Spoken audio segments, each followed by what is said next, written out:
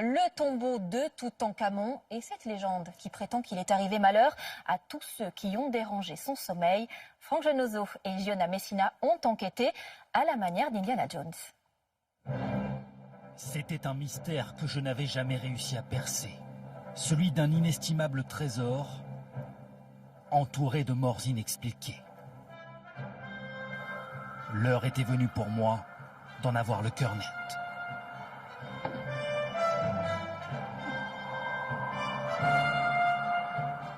Au musée du Caire, son impénétrable silhouette fascine les visiteurs depuis presque un siècle. Le masque funéraire de Toutankhamon et ses 11 kilos d'or massif, répartis autour d'un énigmatique regard qui intrigue les touristes. Ce regard a effectivement quelque chose de magique. On peut d'ailleurs le comparer à un autre regard qui est aussi magique, c'est la Joconde à Paris. En Égypte, la légende de Toutankhamon fascine autant qu'elle inspire la crainte à tous ceux qui se sont penchés sur le sort du pharaon maudit. Pour lever le mystère, il faut prendre le chemin de Luxor, traverser le Nil au lever du jour, saluer les colosses qui gardent l'entrée de la nécropole royale. On est à la vallée des rois. Et le voilà, le tombeau de Toutankhamon. Il faut ensuite descendre ce tunnel de pierre pour pénétrer dans la dernière demeure du pharaon.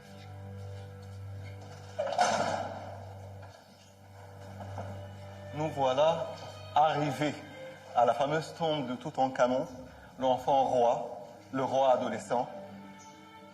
La tombe la plus fameuse de la vallée des rois, la plus petite, mais celle qui contenait le trésor le plus important et le plus fascinant jamais trouvé. Il y a près d'un siècle, l'archéologue britannique Howard Carter et son richissime mécène Lord Carnarvon fouillent la vallée des rois et tombent sur une mystérieuse paroi dans laquelle Carter creuse une petite ouverture. Du vent chaud sort de la paroi, alors il fait entrer sa tête et Lord de Carnarvon qui était à côté, impatienté, il dit Carter, il demande à Carter qu'est-ce que tu vois? Alors il sort la tête enfin de la paroi et il lui dit Wonderful things, de jolies choses. Des milliers d'objets précieux, des statuettes en or, soigneusement disposées autour du sarcophage du pharaon. Mais aussi un effrayant avertissement laissé sur une tablette de pierre. Malheur à celui qui dérange le sommeil éternel de Pharaon. Cette tablette a disparu après. Soit elle n'a jamais existé, soit elle a existé et on n'a jamais su où est-ce qu'elle est allée. Les archéologues vont pourtant braver l'interdiction et se pencher sur la momie qui aujourd'hui encore repose dans un recoin du tombeau. Impressionné par la beauté du masque, Howard Carter a voulu absolument arracher le masque à la momie. Le résultat était tout simplement la destruction du crâne de la momie et de la momie elle-même en plusieurs dizaines de morceaux.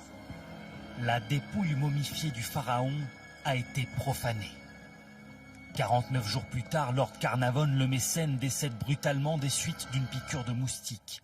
Et très vite, les morts inexpliquées se succèdent au sein de l'équipe archéologique. La presse s'empare de l'affaire. La malédiction de Toutankhamon est née. À l'entrée de la vallée des rois, la maison de l'archéologue Howard Carter retrace ses années de mystère et sa litanie d'étranges disparitions, jusqu'à celle rocambolesque du chien de Lord Carnarvon. Au même moment de la mort de Lord Carnarvon au Caire, son chien est décédé après avoir crié d'un cri assourdissant et puis il a expiré sur le moment.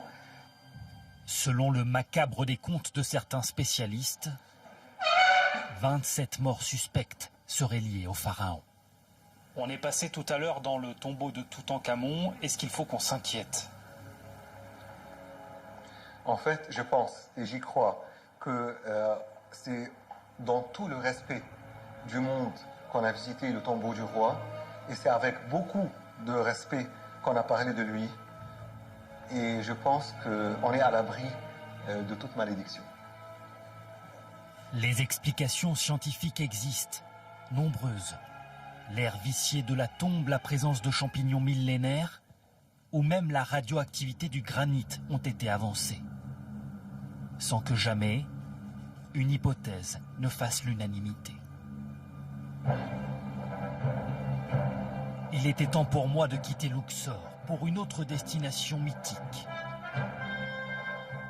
Alexandrie, à la recherche du phare englouti de la cité millénaire.